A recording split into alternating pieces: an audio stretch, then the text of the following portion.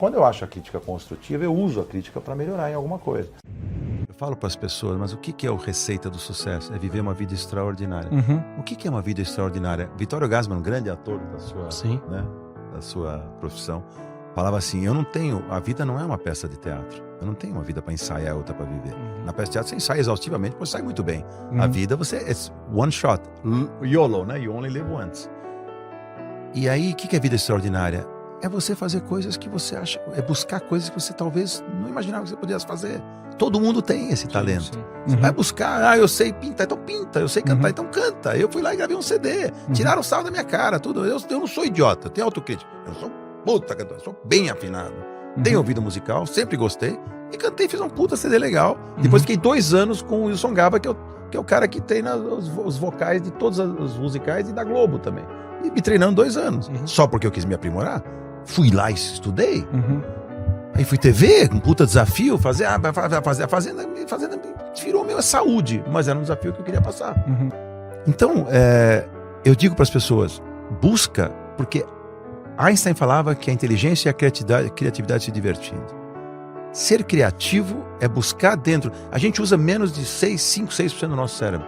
Ninguém chegou a 10% ainda, nem Einstein, ou talvez ele sim. É você abrir tua mente, sair daquela coisa, daquela rotina que você exercitar tua mente, fazer ela acontecer com vida extraordinária. Uma frase que eu adoro, que é assim, felicidade é uma viagem e não um destino.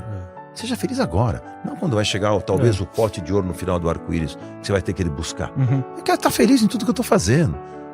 Outra coisa que Steve Jobs falava que eu adorava, que esse é um gênio dos gênios, apesar de ser muito difícil de lidar a pessoa, ele fala assim, 4 vezes, ele falou em Stanford isso, ele não se formou, né, que ele saiu de faculdade, mas ele sempre foi doutor honoris causa, daquelas coisas.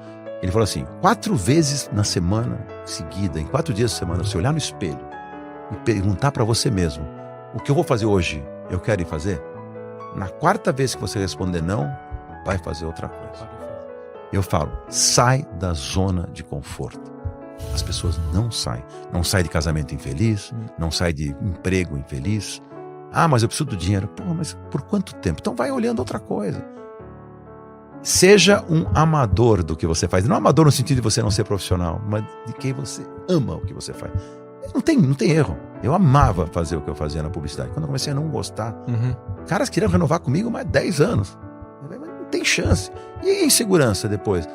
Tudo bem, eu já tinha um patrimônio confortável, mas o que eu vou fazer da vida? Eu vou parar com 60? 58, na verdade, quando eu vendi, né? 60 é quando eu saí. Não, foi 60 que eu vendi e 62 que eu saí. Eu falava, cara, eu não vou ter medo. E a última coisa eu falo assim, o poder do homem está na agenda vazia, não na agenda cheia. Enquanto eu fui escravo da agenda, trabalhava das 9 às 9, não podia levar minha filha na escola, não podia fazer as coisas, eu era escravo de uma história que eu era obrigado a ser. Hoje, como eu conquistei o meu espaço, eu decido o que eu quero fazer. A agenda vazia é o poder do homem, porque ele decide onde ele vai ser útil. Eu quero ser o chairman on demand.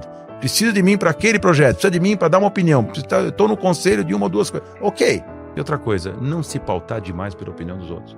No começo eu era muito assim. Os caras te criticam, falam, cara, é um robô, você fala um monte de merda. Eu me assisto, eu tenho autocrítica, eu sei se eu não sou. Então se eu acho que eu não estou sendo, eu não vou entrar na pilha de alguém que a internet é cruel, né? Tem gente morrendo, tem adolescente que se mata porque os caras estão criticando ele na internet por bullying. Então assim, deu voz para pessoas que nunca tiveram voz. No meu Instagram, se eu ficar lendo aqueles comentários, eu tô morto, entendeu? Não tem como. 1.200, 1.500, 2.000 comentários, nem vou ler. Não é que desrespeito as pessoas que estão comentando. Alguns até no início eu dou uma lidinha e tal, mas não dá nem tempo, assim, eu não vou me dar preocupação com aquilo, entendeu?